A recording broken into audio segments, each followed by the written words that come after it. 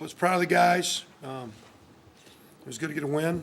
And I'll say something again. I know, Mr. Glass is over there. We started several years ago, and this wasn't about, we got Florida International for 4 years. It wasn't like we thought that was a good team or a bad team. It's like I wanted 7 home games, and I wanted for our players. Like Zach Shaw would have played 4 of his 5 years with 6 home games, and nobody in the Big Ten's done that. No one. Everybody's playing 7 home games except them. And so for us to go out and get us a 7th home game was for our parents, our players' parents, for the fans and students. It wasn't about trying to lessen down. I think you look at the teams we would have played good plays. So that tried to be a story that was totally out of context, because my take, Mr. Glass, was I wanted my players to play in front of our fans one more time. And no matter what we paid, you make a lot more with concession stand money, parking money, season tickets. So it ain't like you're losing when you play home games. So I do. Again, we play Florida National 4 years. We got a great challenge next week. But I do want you guys to know that the reason we wanted to play that team was I early didn't like when I saw those 6 games, 6 games, 8 games, 6 games, 6 games. And Mr. Glass, they worked hard, and we're excited to play Florida National. They're much improved. They're going to have a great year, and I think it was a good win. So anyway, questions? It seemed like, after last week, there was probably 5, 6, maybe even more defensive plays that you could probably point to, and see that was why you guys were able to win this game. I mean, how improved? I think a huge play. That everybody, you guys remember the touchdown. Dawson Fletcher made a huge play to play before to get his hand on the ball and deflect what could be an open pop pass for a touchdown.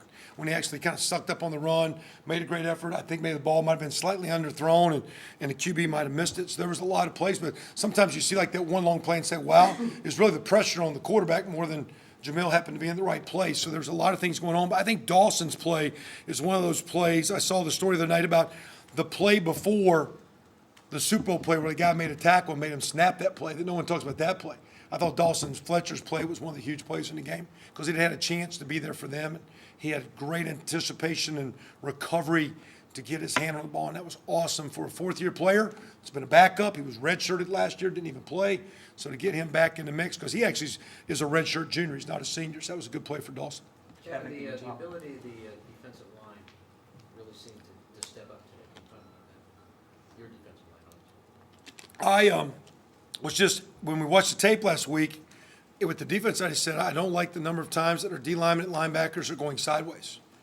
And I want to play on more up the field. And I'm not telling you what to do, but I want to go more that way than this way. I don't want to be sitting there not sure and 2-gapping and looking. I just want to, get guys to be more aggressive. And we got a lot to clean up on, but that was the mindset. And it was very clear for me to the coaches and players what I wanted to see. And wasn't concerned if it was going to be successful. Just want to be aggressive and call things that could give our kids a chance to be a little bit more assertive. And we got a long way to go, but we took a look at a few things to clean up, and we'll keep working on that. Kevin, can you talk about the 20 points you guys scored off their turnovers? Yeah, again, I think we had, 3 today, which, of course, the pick was huge. We've only had 1 turnover to date, I think, correct. So we're on the plus side, which is a sign of a good team. We're playing, close games and finding ways to, be better in the kick game, et cetera. So there's a lot of positives, but those, to get the turnovers is one thing, because our turnover ratio has never been in my 3 and 4 years here very good. But we actually don't turn the ball over a whole lot. We have not created turnovers. So those linemen upfield are actually a part of those turnovers, and their ability to harass things. Marcus Oliver's created, several plays, and I think he had a fumble recovery tonight. I don't think he had a fumble. I think he had a recovery, correct? So maybe I'm wrong.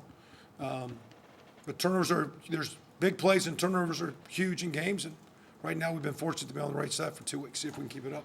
Okay, it's kind of a two-sided question, but on one hand, some of those offensive drives that stalled, what do you see early from that? And on the other, when you do talk about your defense, how encouraging is it to see a defense that can pick up the slack over the course of a whole game like that, the way they did? The offense, I felt I was very poor on some third down and red zone thought processes, and really could have put us in better positions, and I'll take total responsibility for some of those.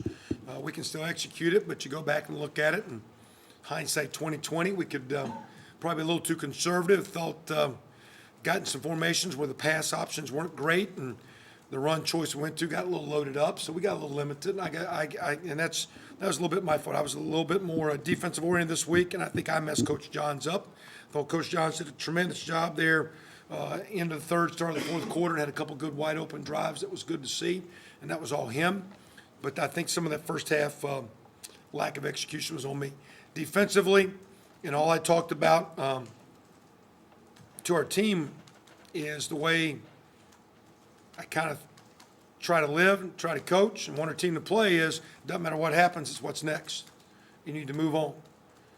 Matter of fact, my wife gave a comment to me the other day that the quicker you call plays, your players can't even think about what happened. They can't even think good or bad. They just play the next play. And I don't think she knows much about football, but I shared that thought with our team. I like it when we go fast. And our defense got to do that. You know, you got that huddle plate and you're sitting there like, I told Coach Shelby before the game, I go, listen, you're going to have a DB tonight, probably get burned, and you're going to need him. And it happened. And we didn't. I said, so get ready. Don't think I'm gonna get mad. Don't jump down his throat, because he's got to keep growing up. You got to get out there and feel that. You got to feel what that's like. You got to go through some of that kind of stuff. You got to learn how to wobble around a little bit before you start walking fast and running. So again, there's a lot of things we talked before the game with our kids, but I do appreciate, Zach, the way the defense battled. I think as coaches, we try to have a plan to give him a chance to do that, and for Andre Brown to get burned, but then make some of his plays. Second half was great. To see Jamil Cook, freshman, making a huge play is awesome. And to see that D-line creating some pressure was very, very good. How important was it to have some of those suspended players like Green and Layton back? Well, I think it gave us more players in the mix. Again, last week, we couldn't get the stops and the heat. So I just think, having more bodies. But at the same time, those other guys, Jordan Howard's playing good for us. But Devine Redding's playing well, and we're going to need more than Jordan. And when Devine's called upon him, we'll probably need maybe another guy beside Devine. We've said our tight ends gotten better. It's nice to see Michael Cooper get a couple catches, and nice to see Anthony Cassari. You need a bunch of guys playing, stepping up, and it's nice to have those guys back. But that being said, Heffron and Doherty and Nate Hoff and all those guys got to keep coming, because we're going to need those guys for the long run. I don't know, it's our track record. It seems like in Big Ten games we'll have 2, 3, 4 penalties, and in other games we seem to have more. So I do think we have a veteran team that we can correct. And I think we can tighten up some things defensively that was sloppy that I don't like. Maybe just be alignment, a couple of those late hits. That's one late hit. It was a little okay, bang bang. But you got to use player safety, and I get that. But at the end of the day, and we're going to play some one-on-one. There's going to be some PIs, and those young guys got to learn how to turn and play the ball a little bit. There's a little bit of that. But like I say, that's to have those penalties and overcome it still shows, again, I think this is going to be a mature team that doesn't need every break, doesn't need it to go right. Just keep playing. And that's my whole deal before. Again, it's not going to be perfect. I want to attack and keep playing. If it's going good, at the end when we scored, I said, like, hey, you need to go back out and stop them again. When the offense scored, it's like, hey, you need to get ready and go score again. Don't get into the non-attack mode. No, we don't have to go. We can work clock. We can be smart, but we don't need to get into me in a sitting on our heels. That's just, and in that first half, there were some score zones and third downs where I think I got us sitting on our heels offensively that I didn't like. Coach, a couple more. You talked Monday about what you wanted to see different from your defense. What you guys do this week on the practice field? What did you like about what you did? Well, I don't know. We practice the way we practice, except I did a bunch of hollering. I don't know if anybody listens to me, but we were going to play hard. And if I didn't like a call that got aggressive, I said, I don't do that. I just want the kids to play hard. And I ask a lot of questions to defensive coaches. If I thought a call could not put us in place to play hard, I just don't worry about it right now. Take that out. I don't want our kids. We got to be sound. But to me, if you're thinking, I always tell our guys this: if you're thinking, you don't know. I want our kids to know what to do and go play. Don't be thinking about what to do. You got to know what to do. So if there's a lot of thinking, let's just put that one step aside and let's come back to that one. We'll need it. But I want to get our kids. And again, I thought that was a good offense. Coach Turner does a great job. They worked us good, but. I just wanted to do some things where and I'm not saying we simplified. It's just I just want to do things where kids can be assertive, and they knew what was going on. Coach, Jordan in the running game, getting things going in the first half. What were your thoughts on that? They're a very good run defense, and what they gave up 46 the first week. We thought watching them on tape, they were, and we're going to play some, but we thought they were a very impressive defense, and they showed it the first game. But I think because of some of the passing stuff. I don't know if they were as aggressive with their safeties and backers as we anticipated. So they played the pass a little in some of those runs. And we did talk to the line that no matter how many they put up there, 2 better be 4, 5 better be 7. And that's one of Jordan's strengths as a bigger guy, is falling forward and getting a few more yards. I know it's Last one one, guys. game, but is this something like the Darius Latham you thought you saw this summer, you talked about the kind of off-season. Well, and I don't know. I mean, he jumped, he was in neutral zone, but again, he's got, he's still like Nate Sudfeld. He's like, a lot of those guys pretty, he's talented, but man, he still hasn't played a lot of football.